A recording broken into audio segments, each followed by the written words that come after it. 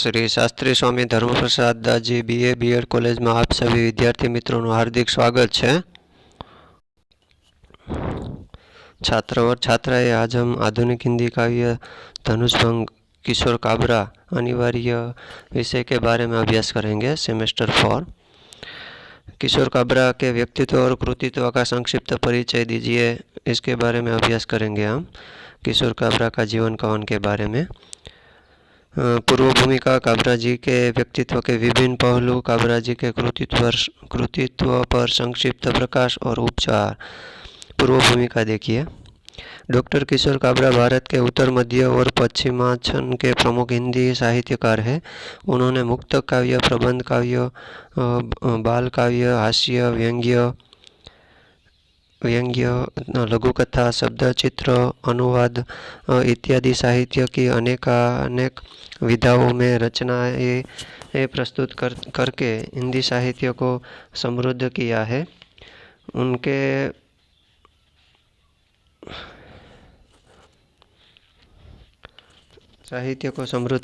उनके प्रबंध काव्यों में धनुषभंग को विशेष ख्याति प्राप्त हुई है। यह रामकथा के प्रसिद्ध प्रसंग पर आधारित प्रबंध काव्य है। इसमें कवि ने आधुनिक युग की प्रमुख समस्याओं पर प्रकाश डाला है। प्रस्तुत उनके व्यक्तित्व पर एवं कृतित्व का आलोक स्तंभ है। गुजराती हम देखते हैं। किशोर काबरा भारत के उत्तर मध्य और पश्चिमांचलના एक प्रमुख हिंदी साहित्यकार तरीके प्रख्यात હતા। मुक्तक काव्य, प्रबंध काव्य, बाल काव्य, हास्य, व्यंग्य, लघुकथा, शब्दचित्र, તેમનો अनुवाद आदि अनेक विद्याओं की रचना પણ એમણે કરી હતી અને સમૃદ્ધિ બનાવી હતી। પ્રબંધ કાવ્યોમાં ખાસ કરીને ધનુષભંગ કાવ્ય જે છે તેની ખ્યાતિ પણ એવી જ પ્રાપ્ત કરી હતી। રામકથાના અનુરૂપ આ એક પ્રસંગ જે છે ધનુષભંગ, તેમાં એમણે સરસ મજાથી વાત કરેલી છે। આધુનિક યુગને અનુરૂપ ઘણી બધી એવી સમસ્યાઓ ઉપર પણ એમણે વાત કરેલી હતી। તેમનું વ્યક્તિત્વ અને કૃતિત્વ આખું એનો આલોક સ્તંભ તરીકે પ્રખ્યાત છે। काबरा जी के व्यक्तित्व जीवन के विभिन्न पहलू। डॉक्टर किशोर काबरा मालवा की धनाढ़ जाति माहेश्वरी के महान व्यक्ति है। व्यावसायिक एवं व्यावहारिक दृष्टि से उन्हें विशेष सफलता नहीं मिली, किंतु साहित्यिक एवं सांस्कृतिक दृष्टि से उनकी अपना शीर्षस्थ व्यक्तियों में होती है। उनका प्रारंभिक जीवन अनेक कष्ट कंटकों में बीता है, यथा हम उनके जीवन एवं व्यक्तित्व के प्रमुख पहलुओं पर प्रकाश डाल रहे हैं। કિશોર કાબરાનું જે જીવન જે છે એ આખું એવું છે કે એક ધનાઢ્ય જાતિમાંથી તેમનો એવો જન્મ થયો હતો। તેનું વ્યક્તિત્વ પણ એવું હતું। તેમનું વ્યાવસાયિક અને વ્યવહારિક દ્રષ્ટિએ જોઈએ તો એ પણ એને સફળતા નથી મળી, અને સાહિત્યની દ્રષ્ટિએ, સાંસ્કૃતિકની દ્રષ્ટિએ જોઈએ તે તેનું શીર્ષસ્થ આખું વ્યક્તિત્વ એવું તો સરાહનીય હતું। અને બીજું એના જીવન અને વ્યક્તિત્વમાં એક એવું પહલું પણ આવેલું હતું, એના ઉપર આપણે એક નજર ફેરવીએ। સૌરાષ્ટ્ર के प्रसिद्ध हिंदी प्राध्यापक और साहित्यकार डॉक्टर घनश्याम अग्रवाल ने डॉक्टर किशोर काबरा व्यक्तित्व एवं कृतित्व पुस्तक में काबरा जी के व्यक्तित्व एवं कृतित्व के विभिन्न पहलुओं पर विस्तार से प्रकाश डाला है। उसी का आधार लेकर हम काबरा जी के जीवन की महत्वपूर्ण घटनाओं की हम संक्षेप में यहाँ चर्चा कर रहे हैं। સૌરાષ્ટ્રના જે સુપ્રસિદ્ધ થયેલા જે સાહિત્યકાર તરીકે જે ઘનશ્યામ અગ્રવાલ અને કિશોર કાબરાનું જે વ્યક્તિત્વ અને કૃતિત્વ પર જે પ્રકાશ પાડેલો છે, તેમાં ખાસ કરીને કાબરાજીનું જે વ્યક્તિત્વ અને કૃતિત્વ ઉપર જે એક નજર ફેરવી છે, તે પણ તેનું જીવનની જે મહત્ત્વપૂર્ણ જે ઘટનાઓ છે તેને આપણે હવે સંક્ષેપમાં ટૂંકમાં જોવાનું છે। जन्म और बचपन। काबरा जी का जन्म 6 दिसंबर 1934 में मध्य प्रदेश के दसपुर मंदसौर में हुआ है। उनकी माता का नाम सरजूबाई और पिता का नाम प्रभुलाल जी है। माता पिता की पांचवी संतान होने के कारण बचपन से ही उनकी जीवन वीणा पंचम स्वर में से झनझना उठी थी। परिवार मोहल्ले में सब उन्हें नंद किशोर नाम से पुकारते थे। उनके माता पिता दरिद्रता एवं अभावों में जीवन बिताते थे, फिर भी उन्होंने किसी के सामने हाथ नहीं फैलाया। छोटे मोटे धंधे से जो मिलता उसमें परिवार गुजारा होता था। એટલે કે કિશોર કાબરાનો જે જન્મ અને તેનું બચપણ જે હતું તે 6 ડિસેમ્બર 1934ના રોજ તેનો જન્મ થયો હતો. મધ્યપ્રદેશનું જે દસપુર નામનું ગામ છે ત્યાં એમનો જન્મ થયો હતો. તેનું માતાનું નામ સરજુબાઈ હતું અને પિતાનું નામ પ્રભુલાલજીભાઈ હતું. માતા પિતા જ્યારે કાબરાજી જ્યારે એમનો પાંચમો સંતાન એમનું હતું તો ત્યારે એમનું બચપણમાં જ તેનું જીવન વીણાની જે વાત હતી સ્વરની તે પણ એક પ્રખ્યાત થયેલી હતી. તેના પરિવાર અને તેના આજુબાજુના પાડોશીઓ તેને નંદ કિશોર નામે પણ તેમને બોલાવતા હતા. તેના માતા પિતાની એટલી દરિદ્રતાનો અભાવ હતો તો જીવન એવું વિતાવેલું હતું કે ભાઈ જ્યારે પણ તેને નાના હતા ત્યારે નાનપણથી જ એણે કામ ધંધો ગોતી અને પરિવારનું गुजारन करता હતા એમ. प्रारंभिक शिक्षा और उच्च शिक्षा. पारिवारिक विपन्नता ने नंदकिशोर को अंतर्मुखी बना दिया.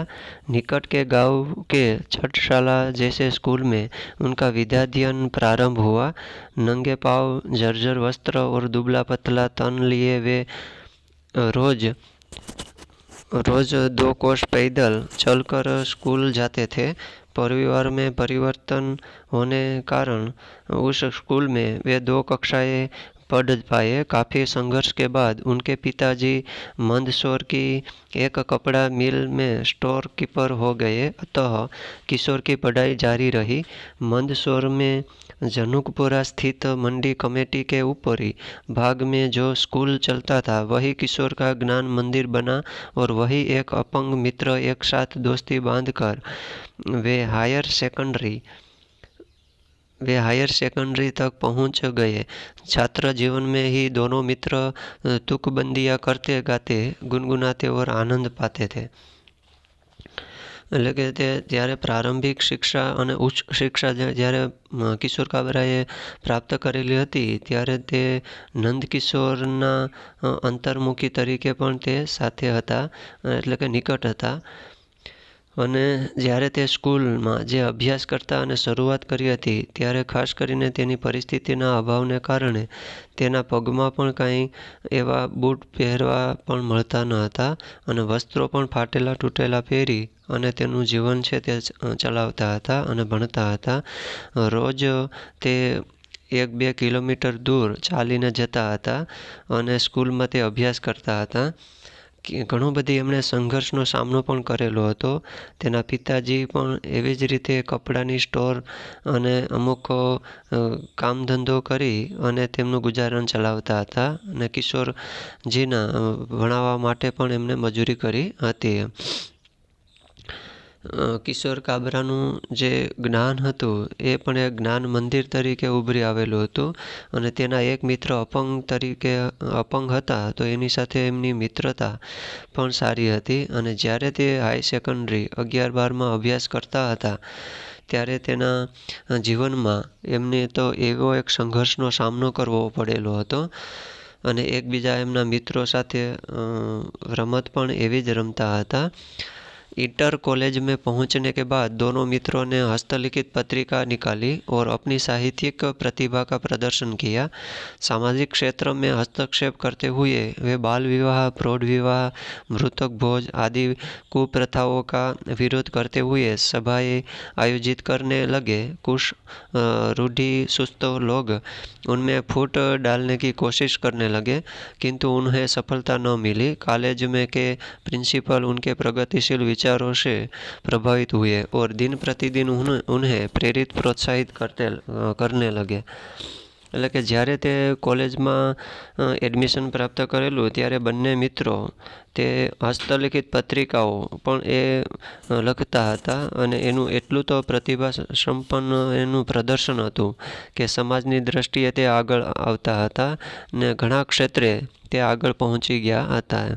ત્યારબાદ બાલ વિવાહ, પ્રૌઢ વિવાહ જેવા જે ભોજ આદિ જે કુપ્રથાઓ હતી તેમનો વિરોધ પણ એ કિશોર કાબરાએ કરેલો હતો. અને એવું તો આયોજિત પણ એમણે કરેલું હતું. એની સામે એટલો સંઘર્ષ કરેલો હતો. રૂઢિચુસ્ત જે લોકો હતા તો તેમની સામે પણ એને સમજાવવાનો પ્રયાસ કરેલો હતો અને એમાં એને સફળતા પણ મળેલી હતી. કોલેજમાં જ્યારે પ્રિન્સિપાલ એના પ્રગતિશીલ વિચારોથી પ્રભાવિત પણ થયેલા હતા અને દિન પ્રતિદિન એટલે કે રોજ તેને એવી રીતે મોટિવેશન કરતા, પ્રોત્સાહિત કરતા કે એ કિશોર કાબરા આગળ વધી શકે. शिक्षक की नौकरी करते करते नंदकिशोर ने BA साहित्य रत्न, MA BEd इत्यादि परीक्षाएं उत्तीर्ण की. 13 वर्ष की मास्टरी में कई मोड़ आए. 20 जुलाई 1968 के दिन उन्होंने गुजरात की वसुंधरा पर कदम रखा और केंद्रीय विद्यालय अहमदाबाद में अपनी सेवा का नया आयाम प्रारंभ किया. यहाँ उन्हें डॉक्टर अंबाशंकर नागर के मार्गदर्शन में शोध कार्य आरंभ किया और केवल 1.5 वर्ष की अवधि में शोध कार्य पूरा कर PhD उपाधि प्राप्त की. उनका शोध विषय था रीतिकालीन काव्यों में शब्दालंकार. बाद में इस संघर्ष शीर्षक से उनका शोध ग्रंथ की भी प्रकाशित हुआ. इस प्रकार कठोर परिश्रम करते हुए उन्होंने शिक्षा के अनेकानेक शिखर पार किए तथा डॉक्टर किशोर काबरा शिक्षा एवं साहित्य के क्षेत्र में चर्चित हस्ताक्षर हो गए. એટલે કે જ્યારે પણ તેમણે એમની સાથે જ્યારે શિક્ષક એક નોકરી કરતા હતા નંદકિશોર નામના, તો એ સાહિત્ય રત્નથી પુરસ્કાર પ્રાપ્ત કરેલું હતું. જ્યારે MA BEd અને ઘણી બધી પરીક્ષાઓ છે તેમાં તેમણે પાસ કરેલી હતી. 13 વર્ષની ઉંમરે એમણે માસ્ટરી ડિગ્રી પણ પ્રાપ્ત કરેલી હતી અને 20 જુલાઈ 1968ના રોજ એમણે ગુજરાતની જે વસુંધરામાં તેમણે પગ મૂકેલો હતો ત્યારે એ કેન્દ્રીય વિદ્યાલયમાં અમદાવાદ ખાતે તેમણે એવી સેવાઓનો આરંભ પણ કરેલો હતો અને ડૉક્ટર અંબાશંકર નાગરના માર્ગદર્શન તળે તેમણે એવું શોધ કાર્ય એટલે કે રિસર્ચ કરેલું હતું, આરંભ કરેલું હતું અને 1.5 વર્ષની આ શોધ કાર્યની અવસ્થા PhD તરીકે જે છે તે ઉપાધિ પ્રાપ્ત કરેલી પણ હતી એમ.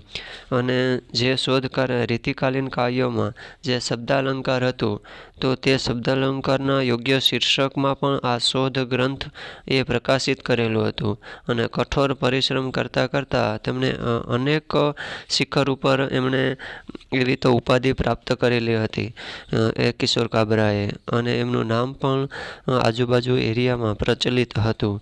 ત્યારબાદ વિવાહ और परिवार. MA की परीक्षा उत्तीर्ण करने के बाद किशोर जी ने गीता नामक कन्या से विवाह किया.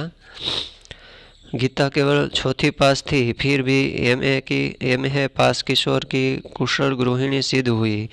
कालांतर में उनकी गृह वाटिका में 3 पुत्रियां और 1 पुत्र संजोए.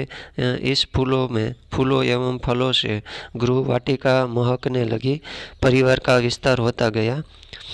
सन 1988 ईस्वी में काबरा जी ने प्रमोशन मिला और उपाचार्य बनकर वे हरिद्वार चले गए. परिवार को छोड़कर उन्होंने गंगा के किनारे जाना पड़ा. यह परिस्थिति पीड़ाजनक बन गई. बेटे की नौकरी छूट गई और पिताजी का देहावसान हो गया. इससे परेशान होकर उन्होंने नौकरी छोड़ दी और जीवन का भार कलम को सौंप दिया. विशुद्ध कलमजीवी की तरह जीना भी एक तपस्या है. એટલે કે જ્યારે તેમના વિવાહ થયા એ પહેલાં જેમણે MA પરીક્ષામાંથી પાસ થયેલા હતા ત્યારે કિશોરજીએ ગીતા નામક જે કન્યા હતી તેમની સાથે વિવાહ કરેલો હતો અને ગીતા નામની જે કન્યા છોકરી હતી તે 4 ચોપડી પાસ કરેલી હતી. તે છતાં પણ એમણે MA પાસ કરેલા કિશોર સાથે કુશળ ગૃહિણી તરીકે એમણે સિદ્ધિ હાંસલ કરેલી હતી. અમુક સમય પછી તે ગૃહવાટિકામાં તેમને 3 પુત્રીઓનો જન્મ થયો હતો અને 1 પુત્ર હતો. તો એવામાં તો એના જે ગૃહવાટિકા જે ગૃહવાટિકા જે હક તરીકે તેનો પરિવાર છે તેનો વિસ્તાર પામેલો હતો. અને સન 1988માં કાબરાજીને જે પ્રમોશન મળેલું હતું તે પ્રમોશનને કારણે એ ઉપાચાર્ય પણ બન્યા હતા. હરિદ્વાર ગયા હતા તેના પરિવારને છોડી અને ગંગા કિનારે તેને ત્યાં જઈ અને એવી તો પરિસ્થિતિ આવી હતી પીડાજનક કે એના જે દીકરાની નોકરી હતી તે પણ છૂટી ગઈ હતી. અને ત્યાર પછી તેના પિતાજીનું જે અવસાન થયું હતું તે અવસાનને કારણે તેને એટલું તો હેરાન થયેલું અથવા દુઃખી થયેલા હતા કે એના કારણે તેણે નોકરી પણ છોડી દીધી હતી એમ.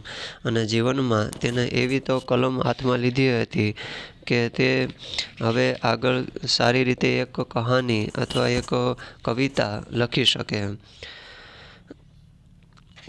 काबराजी अपने स्वतंत्र लेखन से संतुष्ट है. उनकी साहित्य साधना अविरत रूप से चल रही है. उनके चेहरे पर चिंतन की रेखाएं छाई रहती है. वे मुस्कुराते हंसते और कहे लगाते हैं. वे सक्रिय पिता भी है और व्यस्त व्यवस्थित पति भी. वे 100% मानवतापूर्ण व्यक्ति है.